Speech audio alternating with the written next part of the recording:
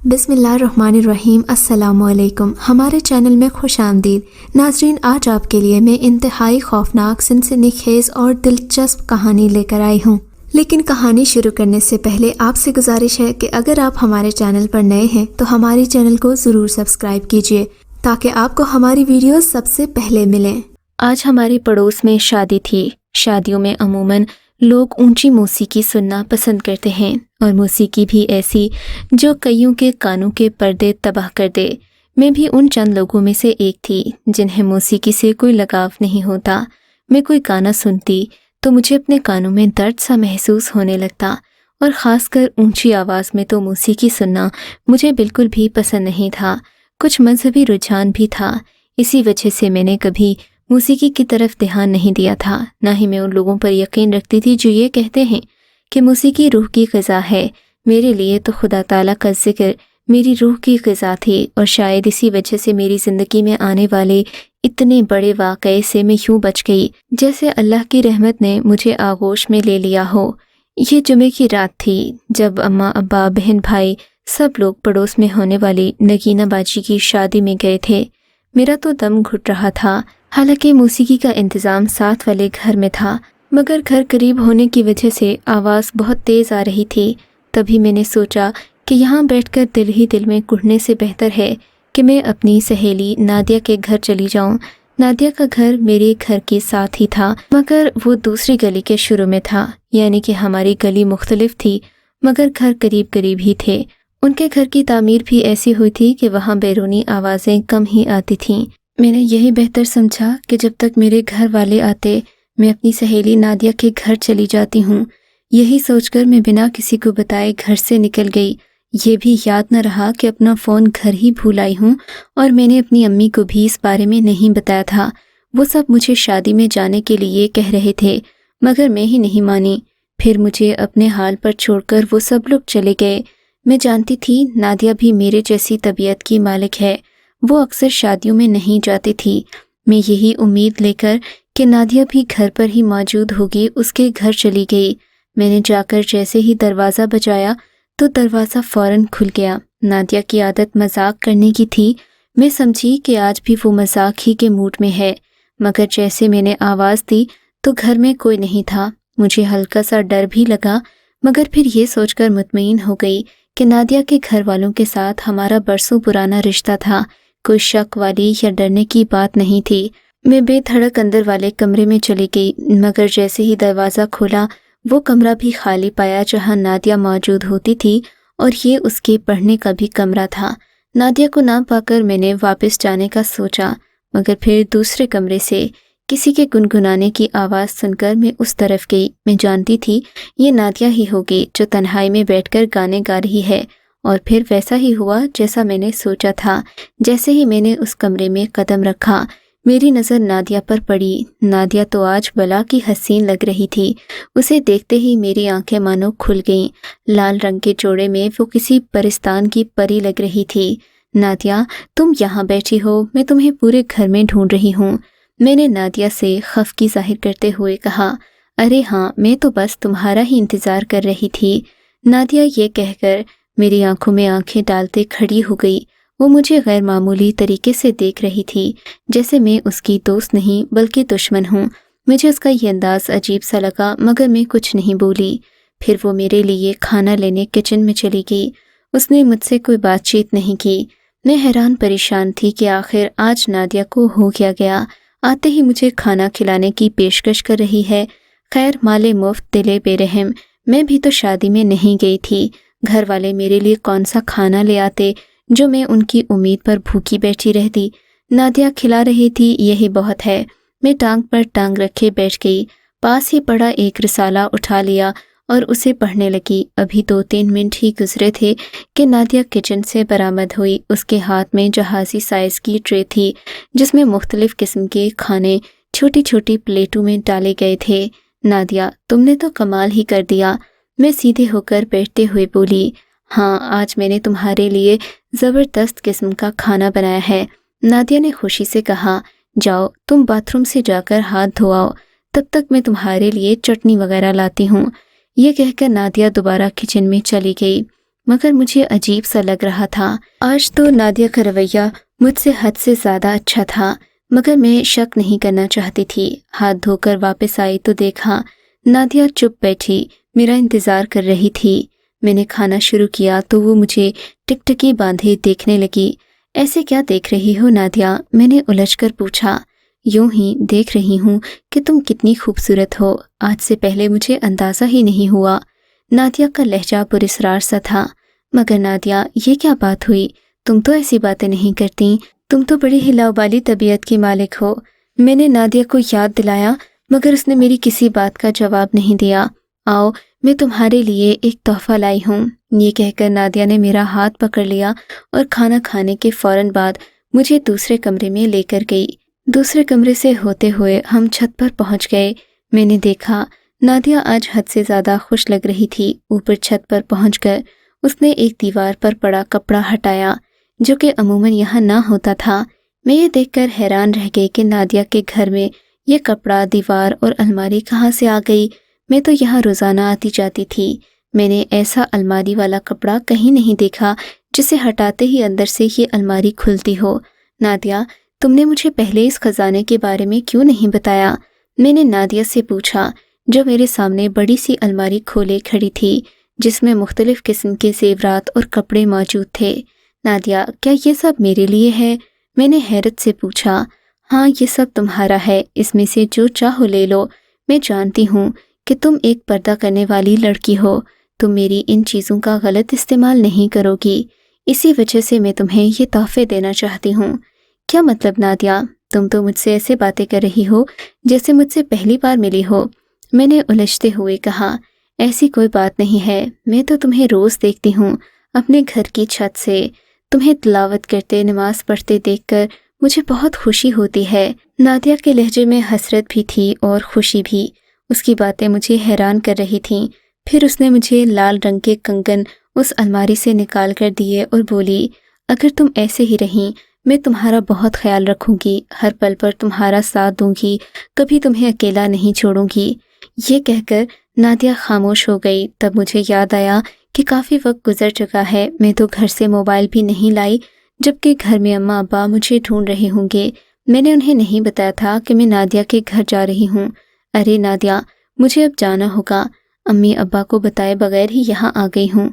हाँ तो क्या हुआ? तुम उन्हें अपने फ़ोन से बता दो कि तुम मेरे साथ हो।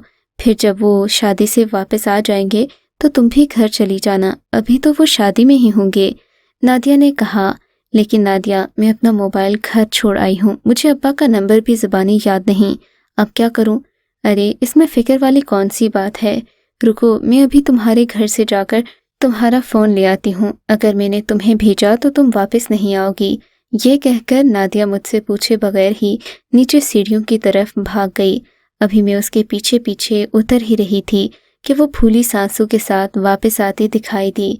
उसके हाथ में मेरा फ़ोन मौजूद था। नादिया, ये तुम कहाँ से लाई? मैंने हैरत से पूछा। मेरा घर तो यहाँ से इतना भी करीब नहीं कि तुम पलक झपकते में मेरा फ़ोन ही उठा लाओ। कहीं तुमने छुपा तो नहीं रखा था? अरे नहीं, ऐसी कोई बात नहीं। नादिया बात को जैसी घुमाने लगी थी, मगर मेरे लिए ये बात हजम करने के लायक नहीं थी। मैंने फ़ौरन से अम्मा को कह दिया, अम्मा, मैं नादिया के घर में मौजूद हूँ, नादिया के साथ हूँ, आप फिक्र नहीं करें। जब आप लोग घर आएंगे तो मुझे बता दीजिएगा, मैं आ जाऊंगी। अभी मुझे ये मैसेज के 2 मिनट ही हुए थे कि अम्मा की कॉल मेरे फ़ोन पर आने लगी। नादिया बोली, लगता है वो तुम्हें घर बुला रही हैं, थोड़ी देर रुक जाओ, मैं खुद तुम्हें तुम्हारे घर छोड़ आऊँगी। ये कहकर नादिया ने फ़ोन मेरे हाथ से ले लिया। अम्मी जान तो कॉल करती ही रह गई, मगर मैं फ़ोन उठा नहीं पाई। नादिया काफ़ी देर मुझसे बातें करती रही। तकरीबन 5-6 मिनट गुजरे थे कि दरवाजे पर ज़ोर ज़ोर के दस्तक होने लगी। मैंने घबराकर दरवाजे की जानिब देखा। नादिया ने मुझे इशारा किया कि जाकर दरवाज़ा खोलो। मैं हैरान थी कि वो मुझे क्यों कह रही है। बहरहाल शायद उन्हीं के घर से कोई हो।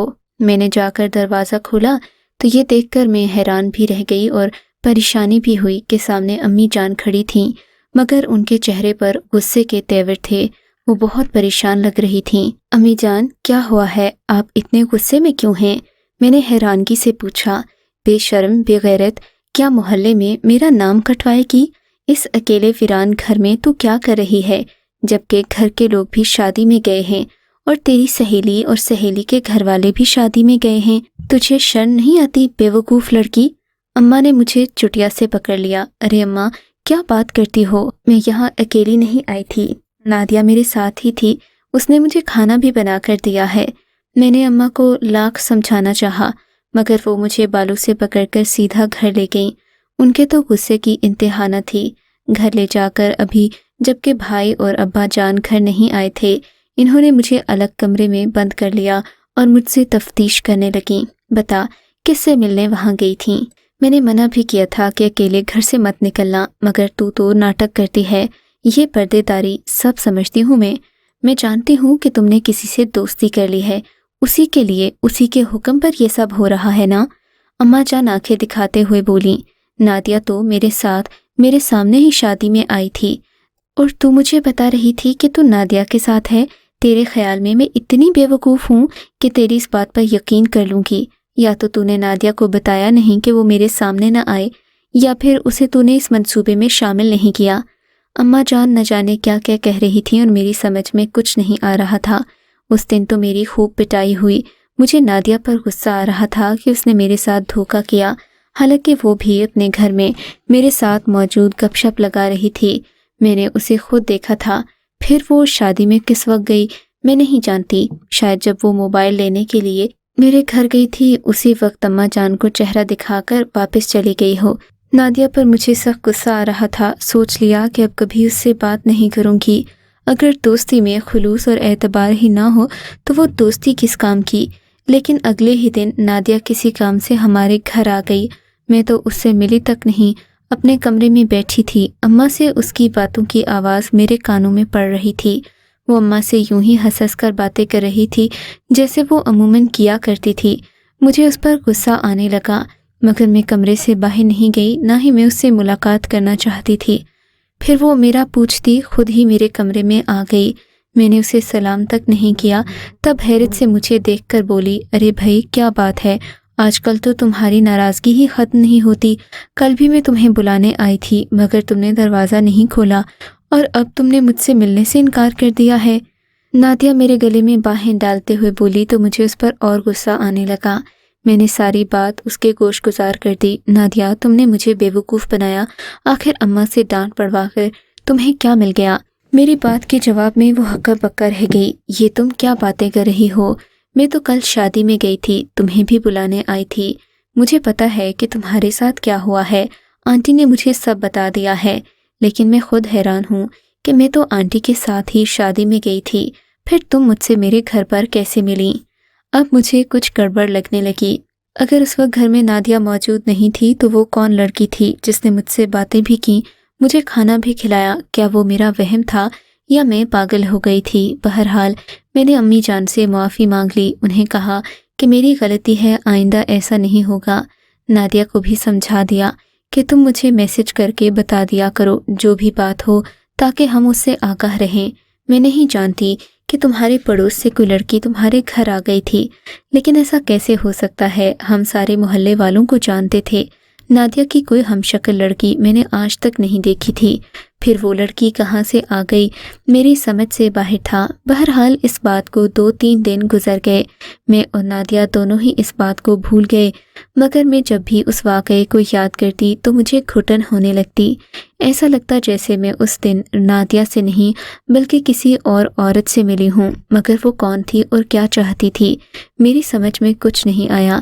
خیر، اس واقعے کو میں بھول ہی جاتی اگر ایک اور بات نہ ہوتی۔ شام کا وقت تھا، اماں نے مجھے کہا چھت سے کپڑے اتار کر لے آؤ۔ میں کپڑے اتارنے چھت پر چلی گئی، مگر پھر سورج غروب ہوتا دیکھ کر چند لمحوں کے لیے وہیں ٹھہر گئی۔ میری عادت تھی میں ڈوبتے سورج کو غور سے دیکھا کرتی، اس سے کوئی نہ کوئی سبق اخذ کرنے کی کوشش کرتی۔ آج بھی حسب معمول میں وہیں کھڑی ہو گئی۔ ابھی تھوڑی دیر ہی گزری تھی کہ مجھے سامنے والی چھت پر نادیہ کھڑی نظر آئی۔ میں اسے دیکھ کر خوش ہو گئی۔ نادیہ، تم یہاں اس وقت کیا کر رہی ہو؟ میں نے اسے دھیمے سے پوچھا تو وہ میری طرف دیکھ کر مسکرانے لگی۔ میں تم سے ملنے آئی ہوں، نادیہ نے مجھ سے خوشگوار لہجے میں کہا۔ اچھا، مجھ سے ملنے آئی ہو؟ تم گھر ہی آ جاتی، वैसे भी तुम्हें 3 दिन हो गए हैं चक्कर नहीं लगाया। मैंने उससे शिकवा किया। हाँ आ जाऊंगी, मगर फ़िलहाल तुम्हारे घर में जो खीर पकी है क्या तुम वो मुझे ला कर दे सकती हो? नादिया ने कहा तो मैं हंसकर बोली, इसमें ऐसी क्या बात है, तुम हमारे घर आ जाओ, अपने हाथों से खीर निकाल कर खा लेना। हमारे घर में ज़रा दोस्ताना माहौल था, इसीलिए मैं उससे ऐसी बातें कर रही थी। हालांकि नादिया काफ़ी दूर मुझसे खड़ी थी, मगर उसकी आवाज़ मुझे साफ सुनाई दे रही थी, जैसे वो मेरे कानों में सरगोशी कर रही हो। अच्छा ठीक है, तुम चलो, मैं आती हूँ। ये कहकर नादिया वहीं खड़े खड़े गायब हो गई। मैं आंखें मलते उसे देखने लगी। मुझे अपनी आंखों पर यकीन नहीं आया कि नादिया मेरी आंखों के सामने से गायब हो गई। तब मैं नीचे कपड़े इकट्ठे करने के बाद जब अपने घर के अंदर आई तो देखा नादिया सामने ही बैठी खीर खा रही थी। नादिया, तुम कब आई? मैंने हैरत से पूछा। अरे मैं तो आधे घंटे से यहीं बैठी तुम्हारा इंतज़ार कर रही थी। आंटी ने मुझे खुद बुलाया है, कह रही थी कि कोई काम करने हैं, इसीलिए तुम्हारी मदद चाहिए। नादिया ने वजाहत दी तो मेरा दिमाग घूम गया। ये तुम कैसी बातें कर रही हो? अम्मी जान ने तो मुझे ऐसी कोई बात नहीं बताई। मैंने हैरत से पूछा। तुम खुद ही पूछ लो, लगता है आज तुम बिला वजह मुझ पर शक कर रही हो। कहीं तुम फिर से वही नाटक तो नहीं कर रही कि तुमने मेरी बजाय कोई और लड़की देख ली थी जिसने तुम्हें मेरे लिए खीर बनाने का कहा हो? नादिया चहक कर बोली, नहीं नहीं, ऐसी तो कोई बात नहीं, बस यूं ही। मैं परेशान से अपने कमरे में चली गई। समझ नहीं आ रहा था कि ये मेरे साथ हो क्या रहा है। मेरे घर वाले भी परेशान थे। अक्सर औकात में नादिया का कहकर कहीं न कहीं चली जाती और नादिया आगे मुझे ना मिलती तो मायूसी होती। जब मैं घर वालों से इस बात का जिक्र करती तो सब लोग मुझे ही पागल और नफ्सियाती मरीज़ा समझते। मैं इस बात से तंग थी कि क्या करूं। तभी एक दिन ये बात नादिया को बताई तो वो दमबख्त होकर मुझे देखने लगी। फिर बोली, मैं समझ गई हूँ तुम्हारे साथ ऐसा क्यों हो रहा है। तुम मेरी अम्मी के साथ चलो, उन्हें इस बात का जवाब मालूम है और जो तुम कह रही हो मैं उस पर मुकम्मल यकीन कर सकती हूँ। बल्कि मैं ये कह सकती हूँ कि तुम झूठ नहीं बोल रही और ना ही ये तुम्हारा वहम है। तुम मेरे साथ चलो, तुम्हें सारी हकीकत मालूम हो जाएगी। तब नादिया मुझे अपनी अम्मी जी के पास ले गई। मैंने जब उनसे मिलकर भी ये सारी बातें कहीं तो वो कहने लगीं, बेटे मैं समझ सकती हूँ, इसमें तुम्हारा कोई कसूर नहीं है। ये बात बरसों पुरानी है और इसी वजह से आजकल ये सारे वाक़यात तुम्हारे साथ हो रहे हैं। बल्कि हमारे घर में आने वाले बाकी कई मेहमानों को भी नादिया के 2 रूप नज़र आते हैं। इसके पीछे एक बहुत बड़ी वजह है जो अगर मैं तुम्हें बता दूं तो शायद तुम मेरी बेटी से दोस्ती न रखो। इसी वजह से मेरी बेटी का रिश्ता भी नहीं हो पा रहा। ख़ानदान में कोई लड़का इससे शादी करने को तैयार नहीं है। हालांकि सब में गलती मेरी बेटी की नहीं बल्कि इस घर का कसूर है, जहां मैंने एक जिनसादी से मदद ले ली और अब उस मदद का खमियाजा भुगत रही हूँ। क्या मतलब आंटी, आप भी जिन्नात पर यकीन रखती हैं? मैंने हैरत से उन्हें देखा तो वो बोली, क्या तुम्हें अब भी कोई शक है? इतना सब कुछ देखने के बावजूद भी तुम जिन्नात के वजूद पर शक कर रही हो? नादिया की वालिदा हसरत भरे लहजे में बोली, ये उन दिनों की बात है जब मैं उम्मीद से थी। मेरे शौहर कैप्टन जमील बहुत अरसे के बाद ही घर आया करते। कभी कभी तो उन्हें छुट्टी मिलने में 10 महीने भी लग जाते। ऐसे में मेरे लिए इंतज़ार करना बहुत मुश्किल होता। फिर जब मैं उम्मीद से हुई तो ये इंतज़ार और भी कठिन हो गया। मैं क्या करती, अकेली औरत थी, अपने शौहर का इंतज़ार करते करते थक जाती और उन मुश्किल दिनों में तो औरत को और भी तवज्जो की ज़रूरत होती है। उन दिनों जब मैं तन्हा होती थी मुझे खुद से बातें करने की बहुत बुरी आदत पड़ गई। जब मैं ऐसा करती तो मुझे सुकून सा महसूस होता। फिर जब मैंने इस आदत को पुख्ता कर लिया तो पड़ोस से एक औरत मेरी सहेली बनकर मेरे घर आने लगी। मैं उसकी खूब खिदमत करती और वो भी मेरा ख्याल रखती, मगर मैं उस औरत के बारे में नहीं जानती थी कि वो कब आती है और कहाँ से आती है। रफ्ता रफ्ता मुझे महसूस होने लगा जैसे बंद दरवाजे होने के बावजूद भी वो मेरे कमरे में आ जाती है। मुझे इस बात पर हैरत भी होती, मगर मैं उससे कभी ना पूछती कि कहीं मेरी शक करने की आदत को ये बुरा ही ना मान जाए।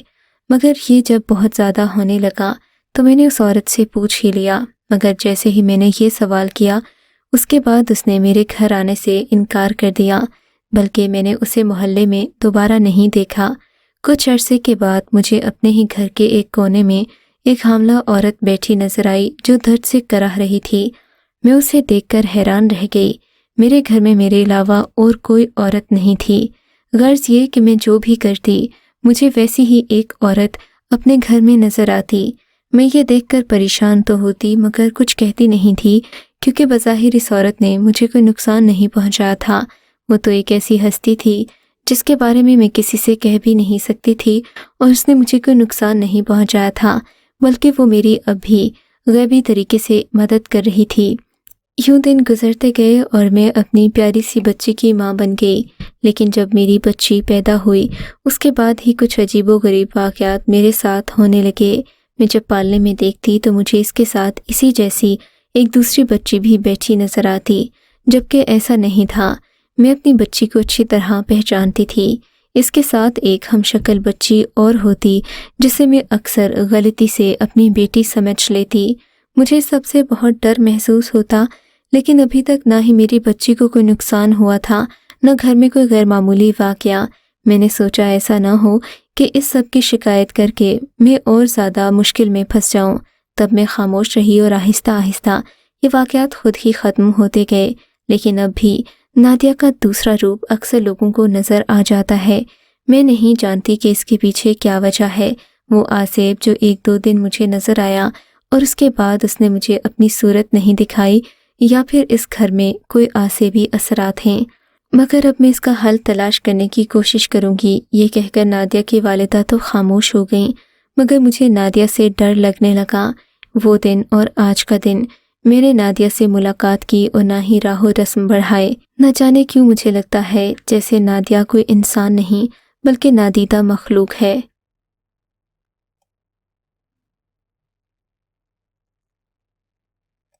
اگر آپ کو یہ کہانی اچھی لگی ہے تو اس ویڈیو کو لائک کیجیے، اور اس طرح کی مزید ویڈیوز دیکھنے کے لیے ہمارے چینل کو سبسکرائب کیجیے۔ اور ہاں، اگر آپ کی کسی دوست، رشتہ دار یا بہن کے ساتھ خدا نہ کرے ایسا کوئی واقعہ پیش آیا ہے تو ہمیں کامنٹ سیکشن میں اس کے بارے میں ضرور بتائیے۔